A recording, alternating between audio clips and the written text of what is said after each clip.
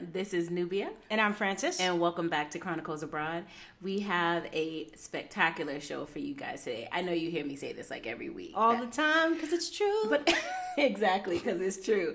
Our guests are some of the most amazing people that we've crossed paths with, and we just like to share their stories with you. So today we have Kimberlee. Kimberlee and I actually crossed paths in Mexico not too long ago. And when I got to learn about Kimberlee's story, I was like, I got to get you on the show. So Kimberlee is considered a slow traveler. She has been abroad now for about almost 13 years. Right? Wow, that's a long time. That's crazy. I think I'm doing something. I'm just now scratching the surface, right? Yeah. 13 years abroad. She is also she's an educator, and she has had some incidences, I'll say that, happen while living in Colombia, and that was one of the reasons why I was like, we got to talk about this safety as a solo female traveler. So Kimberlee, welcome to Chronicles Abroad. Welcome, Kimberlee. Thank you so much, ladies. It's a pleasure to be here. Thank you so much for having me on your show. No doubt. So 13 years, wow. That's a pretty long time. And I feel like that's actually before it became a thing, right? Absolutely. I would say a thing for people of color. This has always been a thing, travel for people of other ethnicities, right? But people of color didn't really start traveling abroad or living abroad, I would say, as much. Because I'm learning that there's been so many of us gone, but you just never really documented it. Exactly. So I'm one of the OG travelers, I think. And when I set off, this was before social media. There was no Instagram. I was brand new to Facebook. I had 5 friends. It was my family. I just put pictures on there so my family could see, you know, what I was doing. It's like, Facebook, what's that? So it's kind of like, if you don't document it, did it really happen? You know? Yeah. So when people find out how long I've been traveling, they're like shocked. Like, really? Wow. So where was your first place that you traveled to, and why did you choose that place? I originally went abroad to Barcelona, Spain, and I decided on Barcelona because my university, I was a basketball player. I had a full athletic scholarship.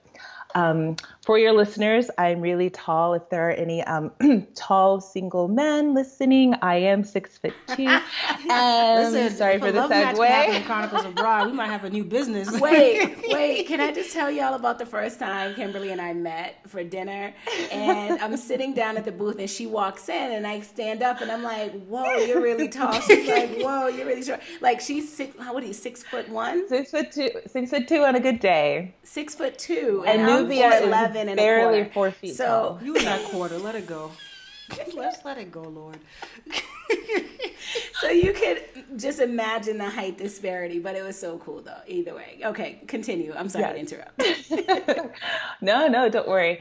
So I was a basketball player, and my school recruited internationally. So I was roommates with a Lithuanian shot putter. And 2 years after graduation, we all decided, her friends and me, I was kind of like the only American in that group, that we needed a reunion. So because we were so spread out, we decided that Barcelona was the most central location for all of us.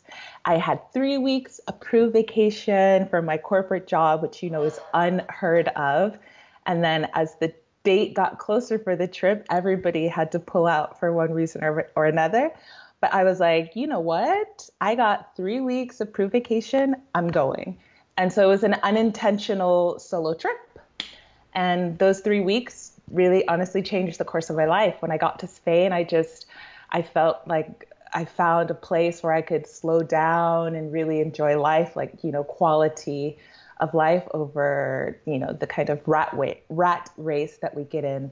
Wait, so everybody pulled out? Are you serious? Yes, except for the girl who we were going to visit. She's like, well, I'm already here. She was there, so. That is the typical story of a lot of people, right? Yeah, it's like you start with a group. Everybody's like, yeah. Just get smaller and smaller. As you get closer to because there's plenty of memes on it, right? But this was actually happening in your lifetime. It actually happened. Had you ever been abroad before Barcelona? Well, when I was younger, my family moved to Canada for a couple years. I don't know if that really counts. It is technically abroad, but it's just our neighbor to the north. True. So I'd been to Canada, but I was very young, so I don't remember vividly that experience. But in my adult life, it was my first international trip. Got it. So you got to Spain and stayed there for like 6 years or 7 years. 7 years. I thought I would go for 1 year. I was like, I'm going to learn Spanish. It'll be really useful to be bilingual when I go back home, just to make myself more marketable. And I just, I needed a break from my stressful job. So I took a 1 year sabbatical that went by in the blink of an eye. I had so much fun that year, I forgot to learn Spanish. So It's so silly.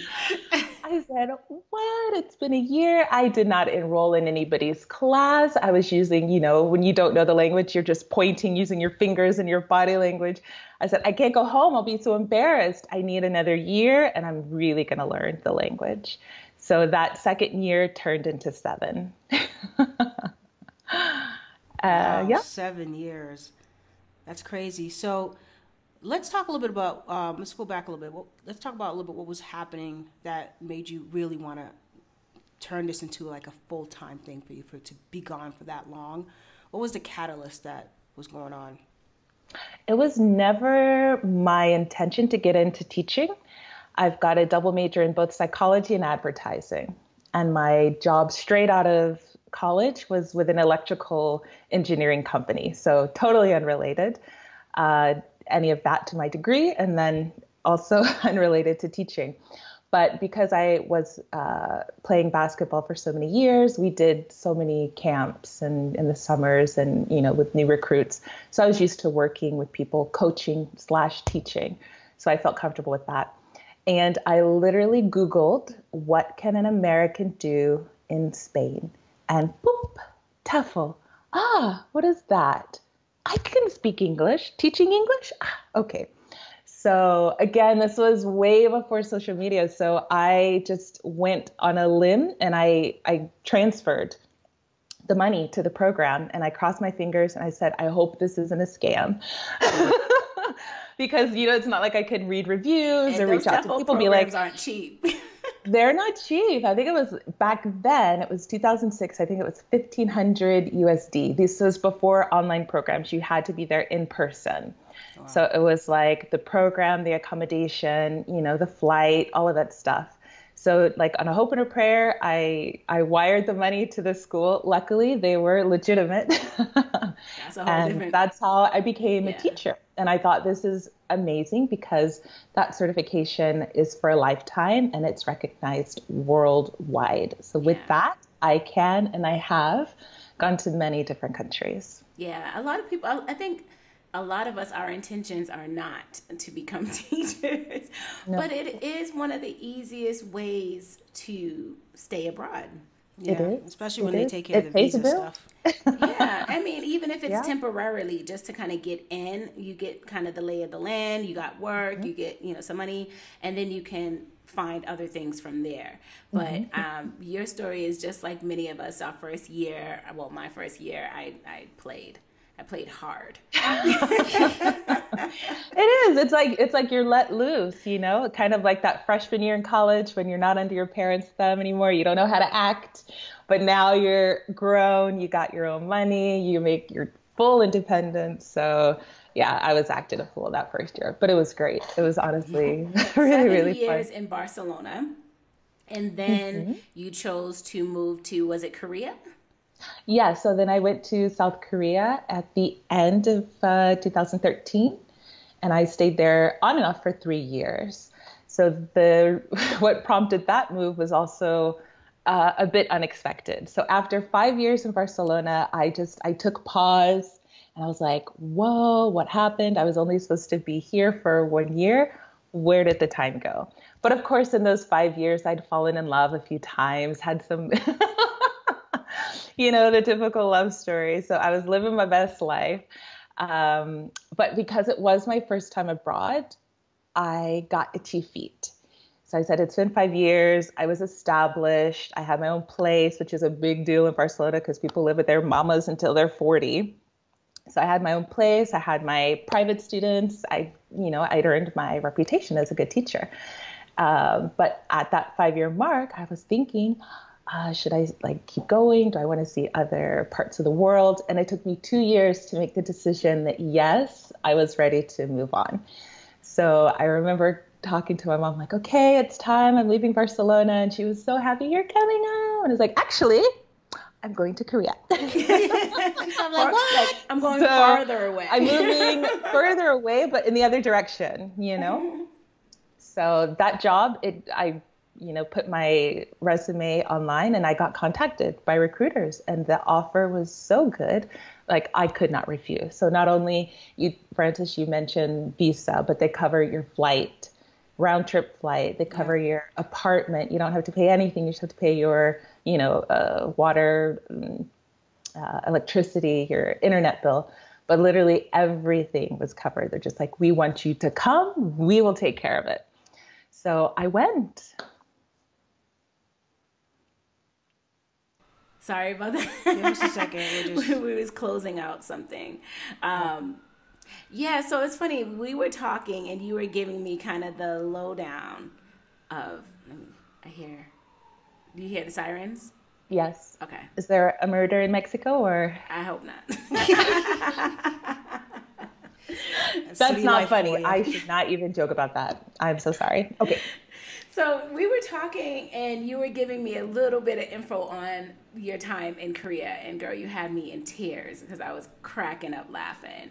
Can you just give us a little bit about your first year in South Korea?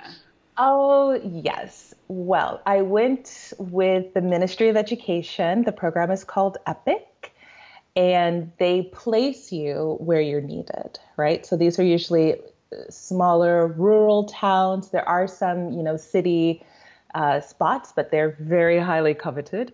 But anyway, they don't tell you where you're going to be placed until you have landed on Korean soil. They put you on a bus, you sign your contract in your blood, and then they give you your assignment. So you're on this bus. You have no idea where you're headed. There's 2 buses. One is going north, one is going south. Where will you be? Then I asked them, this is really it's a little shady. Like, why don't you tell people before they come here, where they're going to be placed? And they said they had experiences where people really wanted to live in Seoul, and then they got placed in a small town and they just decided not to come. So to make sure that you were there, your contract was signed, and then they told you. So unfortunately for me, I was on that second bus that was headed into the countryside. So I was placed in a very small farming, I'm going to call it a village. And it was really lonely. So you have to realize I just left Barcelona. I was living in like the city center. I could walk out my front door and I had everything at my feet, right? Looking left, looking right, bars, restaurants, culture, like anything and everything I wanted was literally at my feet. To being surrounded by ma and pa farmer, corn. I did gain an appreciation for agriculture. I will tell you that. It is hard, back-breaking work. And, cheers to all the farmers around the world, because I know I couldn't do it. So I was isolated. I was super isolated. And I went in November, which Korean winters are so hard. I think, like, if you look at a map, the geography, people don't think Korea and Russia, but it's very close to the Siberia, right? So you get those winds, you get that extreme cold. So again, Texas to Barcelona to like South Korean winter. And I was praying every day for a snow day. It never came. Like a meter of snow. A meter is like, what is that conversion? 5 feet something? I don't know. I don't do math. Anyway, there was I'm like, I don't know what the hell that is. Y'all, so one of y'all listeners do the conversion. What's a meter? So it's interesting because like there's a lot of snow.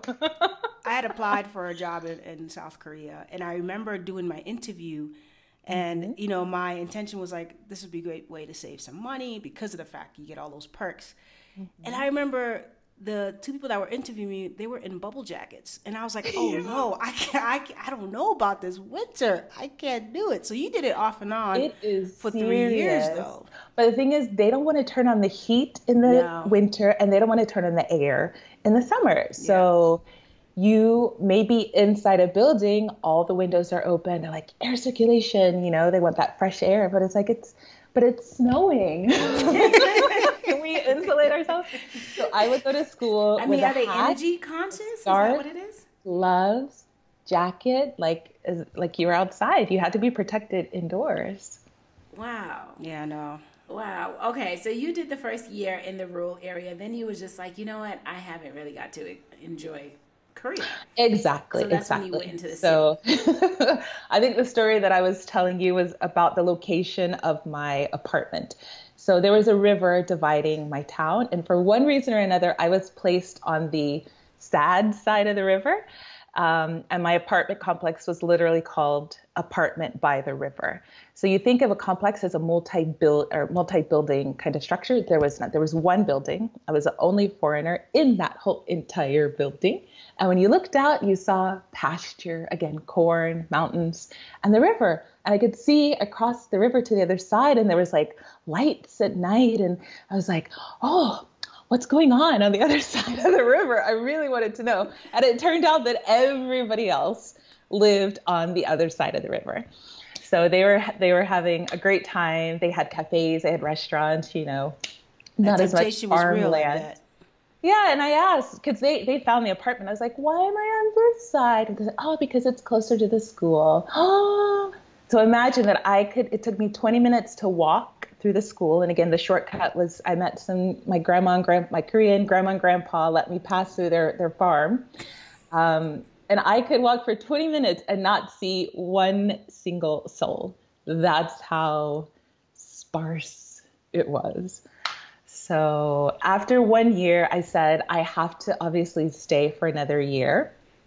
And actually, they call it a rural bonus. So if you work out in the sticks, they give you more money because they're like, you're going to need to get out on the weekends. We want to cover your travel costs, your entertainment costs to kind of recharge your battery before you go back to the sticks. So I said, I don't care about that bonus. Get me out of this country town. So I went to a city. And then I had an amazing year, absolutely amazing. I joined every single group you could think of. I was in a board game group. I joined a conversation club. I learned salsa dancing in South Korea. If people wanted to meet for coffee, if they wanted to sew, I was like, teach me, I will learn. I just was so you just hungry. Went and immersed yourself. Yes, for like Which is exactly what you wanted. and people and activities. So I did everything.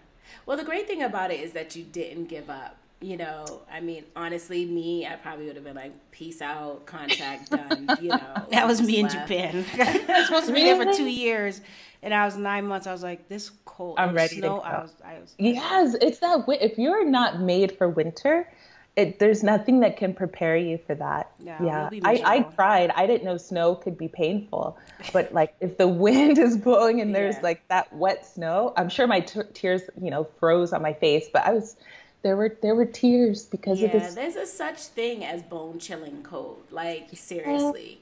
And I don't think a lot of people who haven't been to many places, because I mean, we're both, northeast corner, Boston, and Boston has really bone chilling winters, and they're long winters. You know what I mean? So I can't even imagine being close to Russia, because Russia has some of the worst winters. Period, outside of the Arctic. So it is as bad as you would imagine. No thanks. But as bad as the winters are, because Korea is a peninsula, I was on the East Coast. The summers were hot and humid, but spectacular. The beaches there are amazing. I heard South Korea is just gorgeous. Simply amazing. And the food? Yes. That was probably the only thing that I could say unequivocally that I loved. I never had a complaint. I love South Korean food. All right. If you like spicy, you will be in heaven. It is everything I ate was delicious, and I tried everything. I'm a street food advocate. If you're cooking it, I'm gonna buy it. Because I want to try. That sounds like a T-shirt. That's my kind of girl. Go ahead, girl. Yes. Cooking it, I'm gonna buy it. So after spending some time in Korea, you were like, okay, now it's time to move on. Was that when you went to Colombia? Yes. Well, what happened is that I started learning Korean because of this kind of idea of slow travel, if you are able to communicate, it just enriches the experience so much. So I was really, I don't want to say dedicated. Can I say semi-dedicated to learning Korean, to learning Hangul. So I learned the alphabet really quickly. The pronunciation's also like quite straightforward. So I could say these simple phrases and, just very simple. I say very survival level of Korean. But then it got really hard when it came to the grammar. And I was like, whoa, whoa, whoa. So the grammar, I don't even know where to start. It's complicated. It goes from, oh, this is nice to boom, brick wall. But then I was like, why am I dedicating so much energy and time? I was going every Saturday morning for like 3 or 4 hours. I had a private teacher. I was in the community center doing classes. I was like, what am I doing? I can't use Korean anywhere else except for here or like, Koreatown if I, go back to the States. But Spanish is so much more useful. So during those 3 years, I wasn't really speaking Spanish. And I thought, qué pena. I have to remember my Spanish. But I've done Spain. I know Spain. And I wanted to be a little closer to home just because I'd been so far for so long that Latin America was calling my name. So I found a program in in Colombia that brought me there, again, with the Ministry of Education. So that's how I ended up in Colombia. Okay, so whereabouts in Colombia were you first situated? This was also a placement, but it wasn't quite as extreme as Korea. So I knew before I went where I was going. And I went to Cali, Santiago de Cali, which is near the coast of the Atlantic coast of Colombia.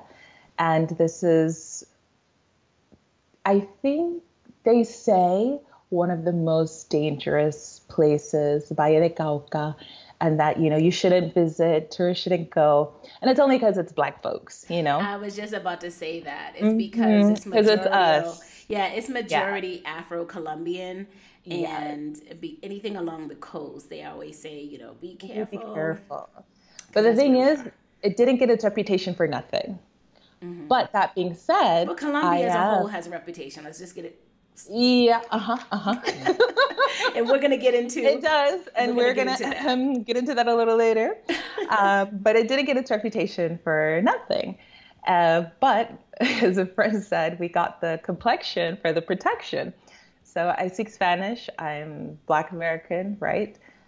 So I wasn't bothered in Cali. Nothing ever happened to me there. It wasn't until I got to Medellin and Bogota that I, started getting robbed. Crazy. But the whole time in Cali, I was on high alert, because people said it was so dangerous. We Ubered after dark. Don't walk in the streets. There's these invisible borders. You always have to be hyper aware. I had the best time of my life dancing salsa that I learned in South Korea, which I will say it's very, very different, the salsa in Colombia, than what they're dancing in South Korea. But I'm really glad I had that base. So I had an amazing time. Yeah. It's funny. Just as a side note, with the whole salsa dancing, we went out dancing not too long ago, and everybody was so friendly, and they were pulling us onto the dance floor and dancing, and I just was like, we need salsa lessons. And you get more so than me.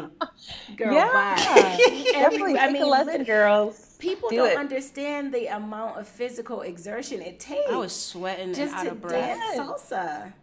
Yes. Because they do it really fast. Yes, it's a lot faster. It's so much faster. Oh my gosh. I was like, whoa. Like in my first dance, I was like, I headlined right to the bar and got some water because I was like, I'm going to pass out if I keep staying on this dance floor.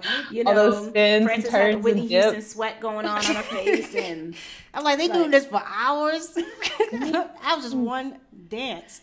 It was a lot. It was a lot. So I could totally understand why you felt like having that base did you well, because not having a base or not having lessons, man. Get ready.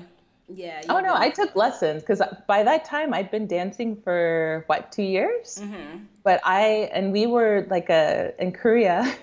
Again, it's so funny when I explain this to people; they're so confused. But we were like quite a serious group. We did performances. So we would practice, we really? would travel to different cities can see and, you know, that, meet yeah. up with other salsa dancers. That's pretty Like, cool. ooh, what's going on in Busan? What's going on, you know, in this province? So like we traveled, we Because Koreans are performed. competitive. They're Yeah, one of the super, top in super. the gaming industry and everything else. I could definitely see that for sure. I'm gonna send you that video, girl. So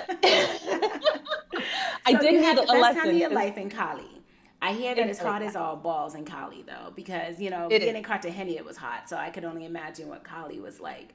And I It is. have heard horror stories about people getting robbed in Cali and stuff like Yeah. that. Excuse me, but 9 times out of 10 they were mostly men. I didn't hear Oh, a lot of really? times about women. Oh. So I didn't get to Cali when I was in Colombia.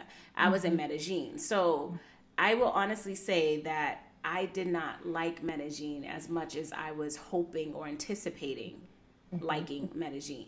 I Hmm. know some people love Colombia. Don't get me wrong. I Not do. my It's not my thing. It's not my thing. I wouldn't be the one to recommend it to people. That's just me. Really? No, Okay. I thought Medellin was straight up boring as shit. I was like, what is going on? It's not really accessible and easy to get around. The colorism is real. The food was horrible. Okay. Like, I could just go on and on about all the things I did not like. The things that I liked, okay, the weather was great, but it got dark at 6 o'clock every day Yeah. because it's spring like weather. So by the time it's 8 p.m., you would have thought you were, you know, It's time it for was midnight. bed. Exactly. So I didn't Yeah. really enjoy it. I am one that likes to get out and see things and do things. And I felt like once you already been to Guatapé or once you've been to this, you've already done it. Like that's it. You have to literally get Oh. on a flight to go somewhere. We had very different Colombia experiences, and it could have been because I started in Cali that my love, you know, for Colombia, like in that moment, it was like, I love this place. But you're right, the food in interior isn't great, but again, on the coast where we are, girl, it's great. It's the Pacifico. Oh, I think I said Atlantic. It's the Pacifico. Yeah. So, I mean, the food is amazing. Yeah, but outside of the food, like you said, in Cali, majority of the people are Afro-Colombian. So you see Or people like mestizo, mixed. You see mixed. just the Yeah. full array Yeah. of I think in Medellin, there was a lot more European Colombians, like white Colombians, as you would Mhm, call them, or mhm. whatever. And the Afro Colombian community were very ostracized from different places within Yeah. I mean, you see Medellin. that in a lot of Latin American countries that you go to. So, me being a Spanish speaker, and I have an accent, but it's like a bit of the Castellano from Spain. And when I got to Cali, they were making fun of me, like, who is this gringa with the Spanish accent, you know? And I was like, ah, damn. Okay, let me try to blend in more. So then I tried to copy their accent. So by the time, I mean, my Spanish accent is muddled. So people don't know where I'm from. But because of my skin color in Medellin and in Bogota, they always ask, are you from Cartagena? Are you from Buenaventura? Are you from Choco? And if it's not in Colombia, then it's like, are you from Brazil? Are you from Or Cuba? Cuban, They're or just like, yeah, where are you from? Where did you come from? So yeah. you're They're right. so obsessed The with that. Afro-Colombian population is not very pronounced in the interior of the country, but we're absolutely, we're absolutely there. There is a presence. For sure, for sure. So let's talk about your time in Medellin. You loved Cali. You get to Medellin. Okay, Hit so me I off. went for a job. I had an enchufe, a good friend of mine that I met in Barcelona. She was Colombian, Canadian. We were teaching together at a language institute in Barcelona. And when she heard that I was in Colombia, she was like, you have to come to my school. It's in Medellin. We could use a teacher like you. And so she got me in. So I was teaching eighth and ninth grade social studies and language arts. So as you said about Medellin, it's absolutely gorgeous. It's set in a valley. You get 360 degrees, mountain views all day, every day. The weather is spectacular. Um, yeah. But as far as, you know, cultural things, like for me, after being in Cali, I was like, where can I dance salsa? And it's like, well, maybe you could go to this club or this club or this club, you know? So I had to, you know, search, and then it wasn't exactly what I was looking for. So I was on the salsa search. I stayed in Medellin for about 9 months, 1 year. So I stayed on the salsa search. And because I was living just a little outside of the city, I did have to, I guess, commute into the city. But I think because Medellin is the only city with subway, metro. I don't want to say only. I mean, please do some fact checking. I know Bogota doesn't, Cali doesn't. They all have like the colectivos, the busetas. No, it But is one of Medellin the only has, yeah, places in Colombia that has an actual metro. yeah, they've got the subway system, they've got Hmm. the funicular, they've got the cable cars. You can get anywhere and everywhere that you want to go. I found the transportation really, really great, and it's cheap. It's so cheap. Yeah, no. You're like, I disagree. I can't attest to that or agree to it because where I lived, I had to walk 20 minutes just to get to the metro. So it didn't feel like it was hella accessible. And those colectivo buses, I could not understand how to take one because they're coming so fast and they have They all these things are. written on it. They And don't get me wrong, it's like that in do. Mexico too. I can't even lie. Like Yes. collectivos across Latin America are just like, what the frig? Like And it's how usually cheaper than the standard. they're much cheaper. They're You like gotta two, try. three You know what? pesos. It's like with anything else, it looks really intimidating because you're like, what if I get on the wrong bus? I don't know where it's gonna go because those buses don't normally have, like routes. And And they they're will packed. stop and pick you up anywhere. There's not a designated bus stop. And then when you're ready to get off, you're like, stop the bus. And then they stop and they let you off. And I love that. But I can see how it can be intimidating, especially if you don't speak the language and you're just like a bit scared about where am I going to end up. And I've been on the wrong bus before. And the worst thing that We happens is know. that I'm like, I But the get off. crazy thing, the I cross reason the why I street and I didn't take it like back. it, the reason why I didn't like it as much is it's not like you could have sat on your phone on Google Maps and watched it. So I was forewarned several times by people not to have your phones out while in Medellin. Okay. So if I'm on the colectivo and I'm going somewhere, 9 times out of 10, I'm looking at my phone to make sure I'm going in that Yeah. direction so I can get off. But because I was already so nerve wracked, right? And I usually don't listen to what people say all the time and I do it on my own. But no, people had actual accounts and these were people that had been robbed. And this is, expats and these are people. And I was just like, okay, I'm going to take caution to the wind as a solo Right. female traveler. So Yes. you have been robbed in Colombia more than once. Sure. Like, yeah, that's just the way of You know life. what? It is. It's part of the experience. Like, Oh my it's gonna goodness. happen. It's gonna happen. So the thing with the phones in Colombia, in Cali, for example, you can't take your phone out. It's true anywhere. Just, pretend you don't even have a cell phone. You don't know that cell phones were invented. In Medellin, what I do is I watch the locals. What are they doing? So at the bus stop, do people take out their phones? On the bus, do they take out their phones? If I see other people are doing it, then I would feel more comfortable. And it's the same with like having your headphones in or listening to music, because you have to be aware. So that's something that I don't do unless I'm like, I know my way, I know my path. I'm comfortable in my neighborhood, for example. But on public transportation, I never listen to music, don't have the earbuds in. And I do use my phone if I see other people are. And the thing about the colectivo is that their buses are so small, and it's usually like the local neighborhood people getting from point A to point B. It feels safer. And I never had any problems on those little buses. On the metro, where it can get full and people are like pushing and that's with any pickpocketing. place. Yes. I would say any metro Yeah. or metropolitan area. But take Yeah. us to the first time you got robbed. What was going on? What happened? Like, let's jump to the meat of it. So I would just like to say I got my street smarts in Barcelona because Barcelona is a pickpocketing capital and they're good. So after 7 years of watching, and I was in a heavily kind of tourist area. So I was like, neighborhood watch, like, hey, be careful, that guy's trying to rob you. And they'd be like, hey, I'm working here. Like, quit messing up my flow. So I can spot a scam. So I know when like something's going down.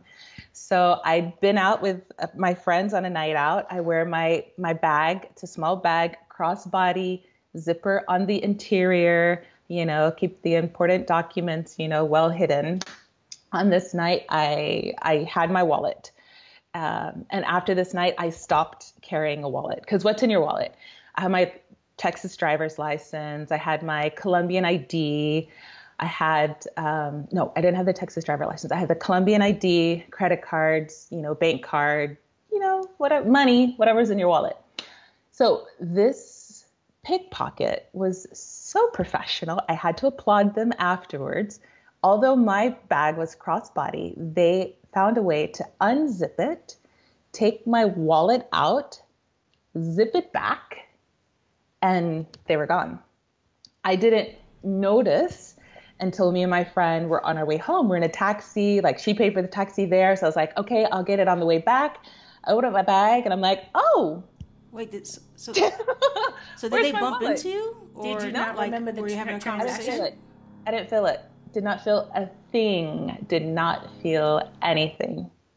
So we were near Parque Lleras, which is, and after that, I got like a bad, I didn't want to go to that park. There's just a lot of stuff that happens in Parque Lleras in Medellin. So, I mean, honestly, if I do get robbed or relieved of my belongings, that's how I want it to happen. I have had friends that have been held up at gunpoint, threatened with a knife. I don't want any traumatic robbery. If you're going to rob me, just, clean pickpocket. I can handle that. Smooth right? Robbery. Yes. But the crazy thing about it is you did everything that most people would tell you to do, which is keep your pocketbook crossbodied, right? Closer to your skin, inside zippers, all of those things. So it's like, how do you prevent these things if you are already doing these things and you don't even know when? Like, most people think pickpocketing, that they're going to bump you. They're going to try to, keep distract you busy. It's all about the distraction. They're usually working in teams, at least 2 to 3 people. Someone's asking you a question, the other one's like, right? Getting in your bag. So when I went back through the events of that night, we'd stopped, you see those little, usually older men or older women with that kind of, they're selling like loose cigarettes or gum or something like that. So we'd stopped there. That was the last time I remember like taking my wallet out to like pay for a pack of gum or something like that, put it back in. And then we went to like a bar, we had some drinks, the guys were paying, so I didn't get my wallet out after that. Until I went to go home and I realized, okay, when was the last time I had it? And then we were at this bar, we were dancing. So it could have happened on the dance floor. It could have been the gum guy. Like I just, everyone is a suspect. So what I did after that, it's like, what could I have done differently? I don't take my wallet. I take cash, enough cash for the night. I don't take a credit card because it took 1 month because of the bureaucracy with the bank, filing a police report, going to immigration, going back to the bank. 1 month that I couldn't access my bank account. So it's like, I'm not taking my bank card. I take enough cash for the night. When the cash is gone, I'm going home, right? And I don't carry a purse. So I have a very fair collection of fanny packs. I'm bringing them back. I'm bringing back the fanny pack. And I keep my ID, my key. Like I've got, the cute little key ring. I take the house key. I put it in my bra. The ID is in my bra. I say, if something happens, they can identify me. So you should always have some form of ID, even if it's just a photocopy. So I had an expired ID. So I keep that in my bra, put the key in my bra, the big bills in my bra, and whatever's in the fanny pack. If somebody wants to take it, they can have it. Yeah. I was just about to say that. I knew updated, don't get robbed. Did you have an American bank account at the time? I did, yes. Who was your banker? Do you mind me asking? Bank of America. Okay, first of all, they got my Colombian cards. I don't carry my U.S. cards ever. Okay. Well, first of all, I would never recommend never take my passport out. Yeah, I wouldn't recommend anybody keep a Bank of America card if you're going to live abroad or travel abroad. I usually tell people Charles Schwab or Capital One. And because I had made the mistake, and I do this quite often, even in and out of the States, by leaving my bank card in the ATM. Because I did this in Indonesia, but somebody stole it before the ATM took it. But Charles Schwab sent me a new card within 2 days, business days, abroad, like mailed it directly, and I didn't have them send it to Indonesia because I didn't have a place that I trusted. And I felt like they would take it in the mail. I had them send it in Thailand. which it was where I was living at the time. So in regards to having international accounts or account while you are international, my recommendation would be Charles Schwab. They do not take out international fees, and they reimburse you any ATM fees after the fact. If you have a Bank of America, drop that mug before you travel. Go. Yeah. I did. Bank of America is a fool. So I have had Charles Schwab for all the reasons that you have mentioned for the last year or two. And you're right. They're absolutely amazing. They're great. I mean, it's online. It's quick and easy. The app is reliable. I've never had to call customer service. I was always on Bank of America, like, what is this? What is this? What is that? Yeah. I like the chat version because I can never really call when I'm international. So I can chat with them on my phone or on my computer, and they have been nothing but, you know, the best. Capital One, I would say, would come in second to Charles Schwab, but definitely I would recommend the Charles Schwab card. Yeah. Honestly, the best piece of advice, the best piece of advice my grandmother gave me, I took my first trip to Washington, D.C. in the 5th grade, and she was like, take your money, take a little, what do you call that? Pins. Safety pin? There we go, safety pin, and then just pin it to your bra. And ever since then, whenever I travel, I always keep money in my bra. Just in case. Hey, and I don't care if I look like a babushka when it comes time to pay and I'm like reaching into my, no, honey, you don't know how many times I have been robbed or someone has tried to rob me. So yes, your boob is, the best area. But even in some places, because I can't remember where it was, but if they know that you're Haitian, they will tell you to lift up your shirt because they know Haitian folks keep. I'm serious. Haitian folks keep their money in their bra, so they will do that. So they get savvy, but socks, or your bra, or even panty liner. And seriously, like just keep it inside and hidden. Wow. So that was the best robbery you could have possibly ever had, right? So, but it wasn't your last the best robbery. They were good. They were really good. But it wasn't your last robbery. Thank you, thieves. It was not the last. That was the only one that happened in Medellin. I had a pair of sunglasses taken when I was in San Andres. We went to like the ice cream parlor. Like, oh, that's the table we want. So I put my sunglasses. We went and ordered. I turned around, down. Oh, that hurt because I love those sunglasses. Anyway.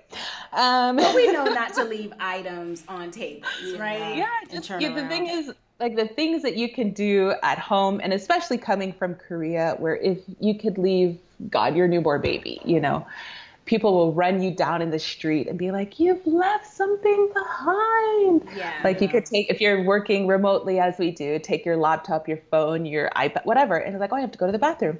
You get up, you go, you come back. Everything is exactly where you left it. Yeah. In certain parts of Asia, that's just how it is. And Chiang Mai was the same way. Like, so why would I rob somebody? So it's definitely, I mean, you can get robbed anywhere. That's not to say there is no, petty theft or petty crime in South Korea. But it's just almost non-existent. Yeah. So like if you go home and you get comfortable, when I come home, people notice that I'm like hugging my purse, or even like you notice and you're like, what are you doing? It's like, oh, I'm trying not to get robbed, and then it just, it becomes ingrained. So but your attitude about it is amazing. I was just about to say that. Yeah. Just saying it with a smile. And it's like, oh yeah, it might happen again, but it happens. Come see, come see. And the thing is, like, you can't let those experiences ruin travel for you. It's part of it. It can't all be, rosy peaches, sunshine, rainbows. You do have those hiccups. And so if you're prepared and if you know what to do if it happens, you can overcome it. Yeah. So in Bogota, that I think is the robbery that you wanted to talk about. Yes, girl. It was not smooth. I caught the robbers and I was very, very angry. I know it appears that I don't get angry, but I was very, very angry. So it was Mother's Day this year, 2019, and a friend had invited us to a concert at a concert hall. Her boyfriend was singing in this concert. So it was a morning so that you could go and then enjoy the rest of the day with, your your mama. So we went to this concert, me and a group of friends. Oh, okay. By the time we got out, it was like 10:30 or 11, right? So the rest of the day, it was a Sunday. And in Colombia, Mother's Day is one of the most violent days of the year. They have such a machismo culture that a lot of women are getting killed on Mother's Day because you have like families that maybe don't see each other very often. They come together and then all the old whatever wounds, whatever boils to the top on this day of all days. And because they don't value women's lives as much, you have a lot of tragedy on Mother's Day. So I remember saying, I'm not going out on Mother's Day. But it was the morning. So I thought, it's okay. It's before people start drinking, get drunk. And they even have, on this day, we don't have alcohol sales past this time, or it's a dry day. So they're trying to take precautions to prevent so much violence. Anyway, we were downtown and there's a market. Usually on Sundays or the weekends, you have a market. So one of my friends that lived in the north of the city, she hadn't seen that market before. So I was like, okay, girls, be careful. We're about to be in a crowd. Put your bag across your body. Just be aware of your surroundings. So I'm giving them this rundown of how not to get robbed, and then I've become the target, ironically. So one of my friends, there was three of us, and we are more or less in a line. I'm in the middle. One friend's ahead of me, the other's back because she saw something she wanted, so she's bargaining for this item. So I think we were probably within earshot, but not close enough to touch or anything like that. So there's a crowd of people. So you're moving with a crowd. You go with so many people, and I hear this like. And that sound to me just is like, oh, I hate when people spit in the street. So I hear the sound and I'm judging whoever's about to hawk this loogie.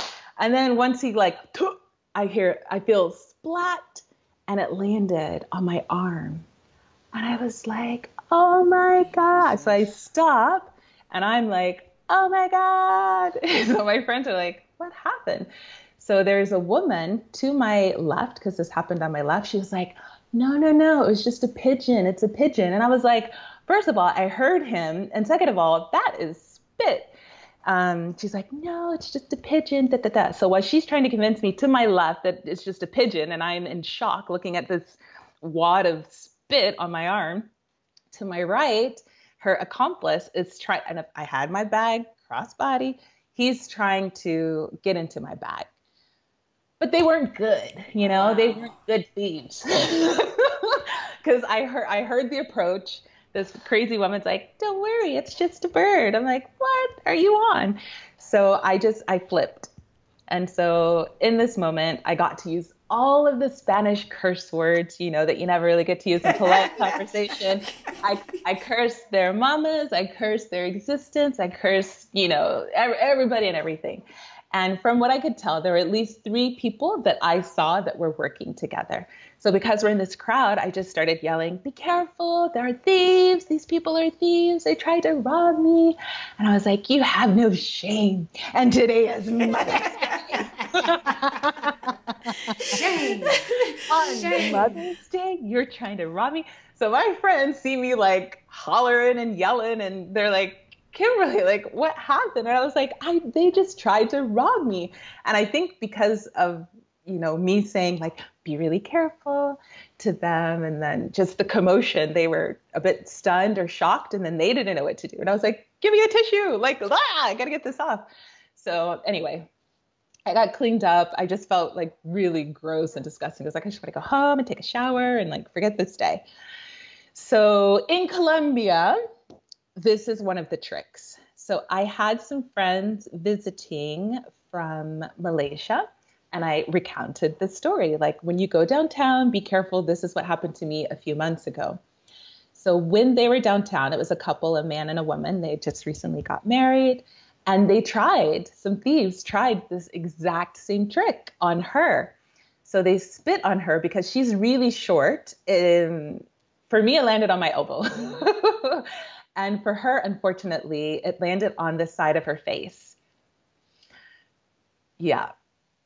Exactly. And so she wears glasses like you, Nubia. And so she's like taking her glasses off, going like, oh my God. And so while her husband's trying to help her, she was like, be careful, watch your bag. And he, just got it together. And they had actually started to unzip his backpack while he was trying to help his wife.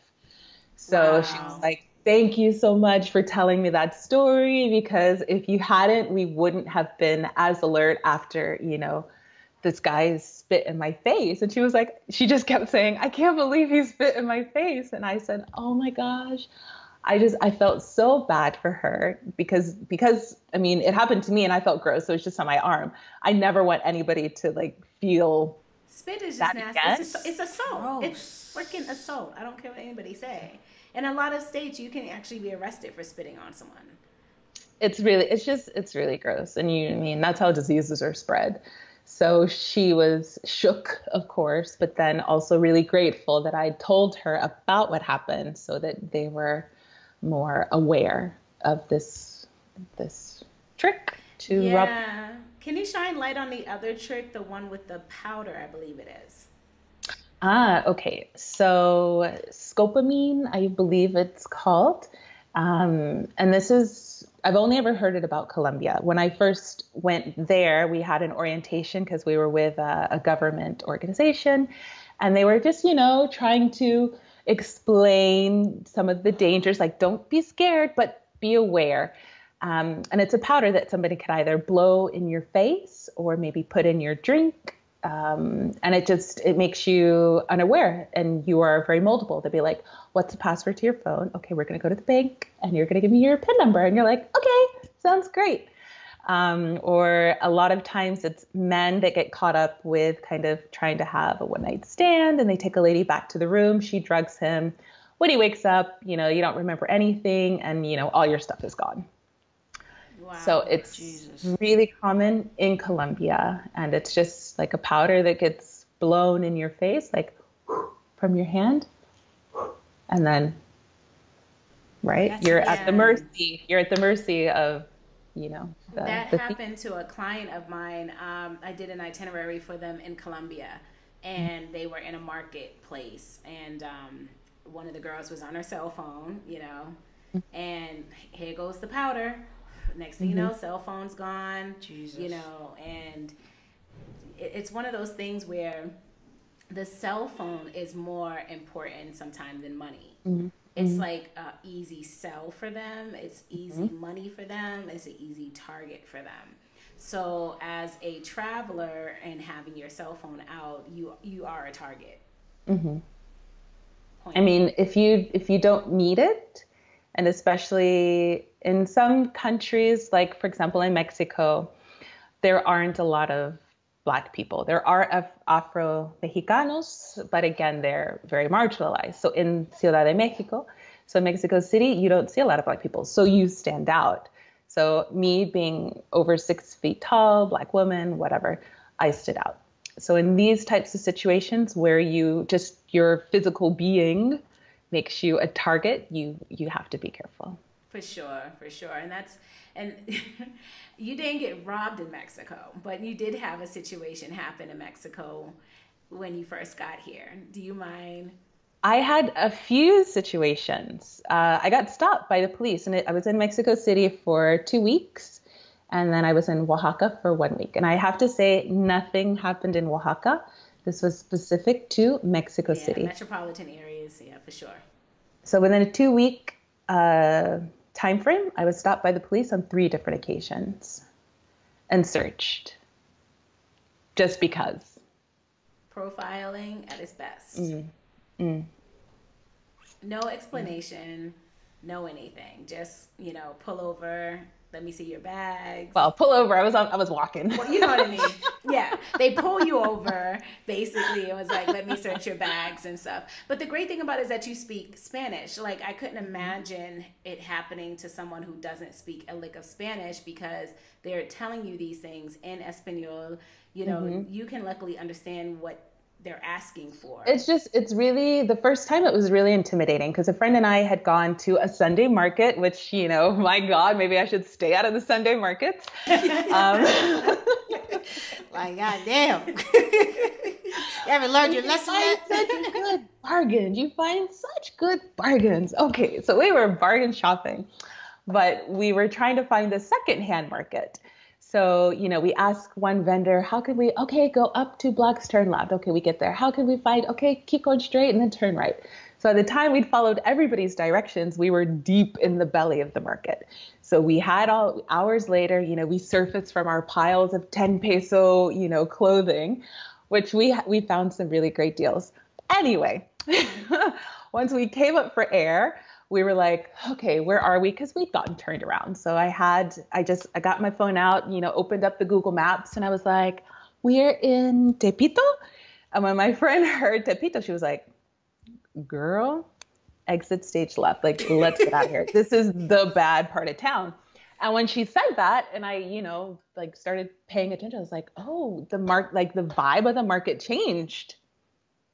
It's changed. There were more homeless people. You could see that people were maybe on drugs. Everyone just looked a little rougher. And I was like, you're right. Let's get out of here. So my friend is a white English woman and of average height. Height seems to be an important factor, which is why I keep mentioning it. And then me, the tall Black girl. So we're literally 2 steps into safety and we get surrounded by 4 police officers. There were 2 female and 2 male officers, and they stood in front of us. They blocked our path. And we're like, what are you doing here? We're like, what? And they were talking to my friend first, and they said, we want to search your bag. She had on a backpack, and then she had a little, reusable bag that you would use for your shopping. And her Spanish is good. She has like an intermediate level of Spanish, but I think again, the shock and the surprise, she was just like, eh. And I was like, Maddie, they want to search your bag. And so once I told her that, they were like, well, you too. And I was like, oh shit, they're searching both of us. So I should have kept my mouth shut. Yeah. Oh, they want to search both of us. So they searched her first, and it was a thorough search. Like they took everything out of her bag. They looked through her backpack. I had on my fanny pack because I'm market ready. And then I had also the little, reusable bag, because, plastic save the earth. And I had my camera in there. So they went through everything in my bag. And then they got to my camera. They took the lens cap off. They were trying to open the battery compartment. She had put fingerprints all over my camera. And I was just like, oh. Could you not manhandle my stuff like that? And I asked him, like, what are you doing? And he tried to reassure us, we're not just stopping you because you're foreigners. It's not like we're just targeting foreigners, but we're looking for drugs and weapons. Did you buy any drugs? Do you have any weapons? And we were just like, no drugs, no weapons, some super cute dresses and tops. And so they let us go. I would say the whole search didn't last more than 5 to 10 minutes, right? But we knew we didn't have anything, but Mexican police have a reputation of being corrupt. So once we were kind of on the main road, we were like, oh, what if they planted something on us, right? And then they're going to radio to whoever, like, okay, in 100 meters, you're going to see this pair, stop them and like take a bribe. So then we'd stop dead in our tracks, empty our own bags, searching for drugs and arm us. Oh my God. Sounds so stressful. Sounds like a movie. Jesus. So this time we're like looking for drugs. Like, did they plan anything on us? Like, do we have drugs now? Are we going to have to, bribe a Mexican police officer? But there was nothing on us. So we just, as fast as our little feet could carry us, we hightailed it out of there. Wow. And that was my first morning in Mexico City. So it was like, welcome to the city. And again, you tell the story with this big smile, and it's like, hey, it's just another day. And for many people who don't have, I guess, the experience in traveling like you do, they would be automatically turned off. Yes, I can see that. Like my point of view, I think, and my perspective is because I have seen so much, and I've been, I won't say a victim, but I've been a victim so many times. And it's not like I go somewhere going, all right, what am I going to get robbed of? And who's going to stop me? And who's going to harass me? but I know it's a reality. So the thing is, I love traveling and experiencing culture, food, people. I love all of that so much. It is part of the experience. I don't wish that people go abroad and that they get robbed. I mean, no, nobody wants that experience. But if it happens, and for me, the most important thing is I'm okay, right? I wasn't injured. I'm not in the hospital. The brighter side. Mm-hmm. My body, my person is okay. So if somebody takes my wallet, it sucks. I have to call the bank. I have to go to the police station. I have to, get all the paperwork back. It's a nuisance, but it's not a tragedy. Well, the and you good take out outweighs the insurance. bad, right? Yeah, exactly. The good absolutely balances the bad. There's so much more good experiences that I had in Mexico City than the 3 times that the police were like, stop, let me search. And I will tell you this. I met with some local people and I was telling them about what happened because it happened on my way to meet them for mezcal. And I was like, I keep getting stopped by the police, WTF. Is that legal? Can you just stop and search someone without any reason? And they said, no, it's not legal. Like they can't do that. And so my friend who I was with, she's like, well, what are you going to do the next time it happens? And I said, I'm going to let them search my bag. Because you're not going to sit there and argue right. in a foreign country with the foreign police. Like, especially if you didn't do anything wrong. Girl, I know I don't have drugs. I know I don't have weapons. I'm not trying to backtalk the police. End up in Mexican prison. No, thank you. So if you want to do an illegal search, please go ahead. Yeah. Don't worry about me. Have a look. That's a good. So as we wrap up, can you give your tips or advice to travelers about safety and how to handle situations like this when it does happen? Sure. I would say the most important is to always trust your gut. Right? If a street looks dodgy or if you see a person and they look suspicious, don't second guess yourself. Trust your gut, go the other way, right? Always be aware of your surroundings. For example, in that market, we got so caught up and just like, whoa, look at this deal. We got turned around and it was both of our first time in that market.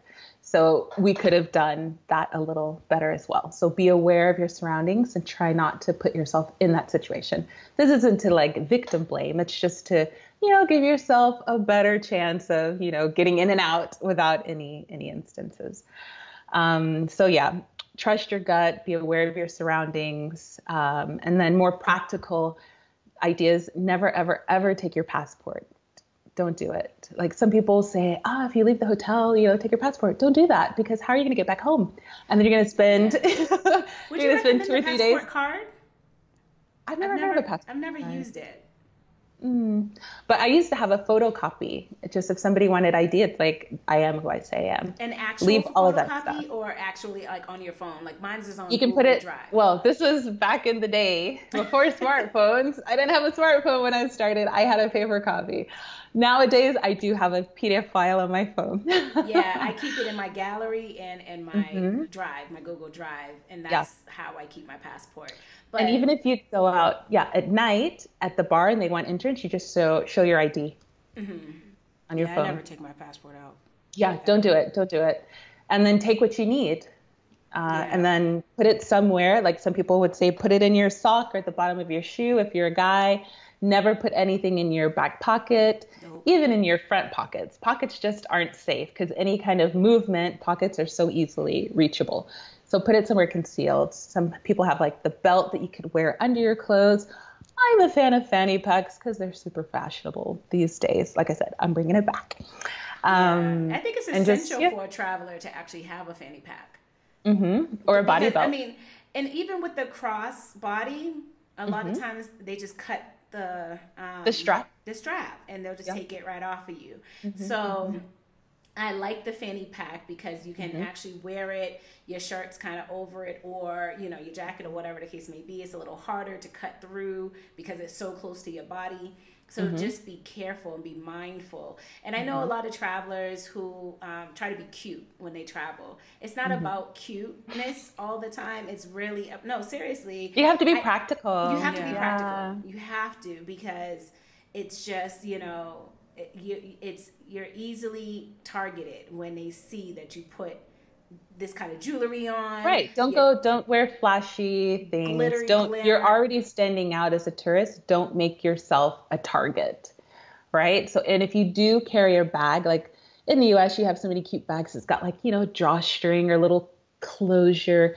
No, you need a zipper. If there's a clasp, I used to have a leather backpack where I would tie knots in the strings. So it's not that someone can, just zip, zip, but it would be really difficult for them to get through all those different layers of your bag. So if you do have a bag, make it like a strong bag.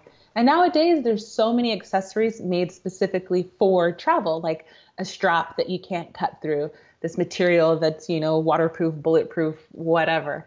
So if you do want to like splash out the backpacks and stuff like that. Yeah, like backpacks and backpacks, wear it on the front. Don't keep, if you're on the bus or on the metro, like turn it around, wear it like you're carrying a baby, right? And, keep your hands in front of it. Yeah. And it doesn't, don't worry about looking paranoid. It's funny because the material is heavy as shit. Yeah. I have a backpack that was made by PackSafe, and it's pretty heavy without stuff in it, you know what I mean? But everything is reinforced, so you can't cut through it. You can't, so I deal with it. But there are, it is an investment in you. Yes, absolutely. And if somebody's trying to take your stuff and they come with a weapon, just give it to them. Yeah. Give it to them. Not everything in your bag can be replaced. There's so many stories of people who try to, pop off and they get stabbed or they get shot. Your life is not worth it, but best believe that your life is not important to them. It's not worth it. Just let it go. So I really do. And from this point on, I will not carry my wallet. Yeah. I always carry my wallet. I do. I carry my wallet because sometimes I like to use my credit card for certain things. But also another tip, which I just learned, PayPal has a credit card or Visa card. It's not a credit card. It's like a card that you can put money on. So basically you can take your PayPal card, right? Put money on your PayPal account, put that on your card and take that with you. It's a That Visa. is a great idea. Exactly. That way your bank card, your primary source of income or money, never take that out with you. And if you can, if you're at a hotel, lock it in the safes. In the safe. If you don't have a safe, put it in a bag and use your lock on whatever zipper your most important stuff are. Because housekeepers and things like that, robberies happen not just on us. Out in the streets, but in the room as well. Exactly. Yeah. You always have to be hyper vigilant. You got to be hyper vigilant. But Kimberlee, thank you for sharing your stories, because this is going to help a lot of people become more aware and maybe even save some people, right? I hope so. There's more and more. No, seriously, there's more and more of us traveling, but people are so caught up with their phones. Texting pictures. I mean, I'm guilty of it. Picture. Even when, you were texting, I'm like, get out of your phone. Like, we are always caught up in so many other things and not paying attention. And this is going to bring awareness to a lot of people that you have to just pay attention. Keep your eyes open. And it's not always adults. Shit, some of these are kids. Yeah. Oh, yeah. The kids are pretty savvy, too. The kids are in on it. I mean, the parents, I've had a lot of kids approach me asking for stuff. And then you got 2 or 3. When we were in India, it was like 8 kids surrounded us. And I was like, oh, hell no. And I just like belted, this one's over there talking to them. I'm like, nah, because kids I don't are feel just safe. as Let's fucking go. vicious. They have sticky fingers too. And sometimes, unfortunately, that's the way the family makes their living. It is unfortunate, but I mean, trust nobody. Trust yourself. Don't trust anybody. Yeah, you have, right. Because they're little, so you don't see them, working. So you don't look down at your knees like, are you robbing me, sweet, adorable, cute little kid? And they're like, gotcha. Yeah, so because that happened to one just of our be guests, aware. and he was male, and he was he you know, he was like, oh, these cute little kids from, I think that he was in Peru or something like that, Ecuador or whatever. And then he said he got back to his hotel, and he's like, they took everything. They took everything. And he was laughing about it. He's like, well done, well played. Because, you know, he's like, these 3 little kids. He's like, well played, guys. You got me. Yeah, so don't think because you're male it won't happen. Don't think because you're with your man it won't happen. Don't think because you're 6 feet tall it won't happen. They will rob anybody. Exactly. Anybody. But we want people to still continue to travel. Just be practical, be mindful, and just be hyper vigilant about your surroundings, and you know, take these tips to heart. From someone who has been robbed both successfully and unsuccessfully. Oh my God. But thank you so much, Kimberlee. Oh, it was such a pleasure having you on. Great seeing you again. And where to next? Right now you're currently in the States. Where would you be heading next time? Only the new year will tell. So I just came back from 3 weeks in Mexico. That was my original destination after I left Colombia, but I had to come back unexpectedly for some family issues. So now that those are more or less resolved, the world is open to me again. So I've just got my feelers out, and you'll have to see if you can catch me. Well, I can't wait to see whatever photos you take in whatever next country you're in, and I hope to cross paths again soon. Absolutely. We're forever connected, girl. Yeah. All right, my dear. Thank you so much. We appreciate you. Okay. Thank you so much to both of you, and have a wonderful day. And don't get robbed. And don't get robbed. Thank you so much.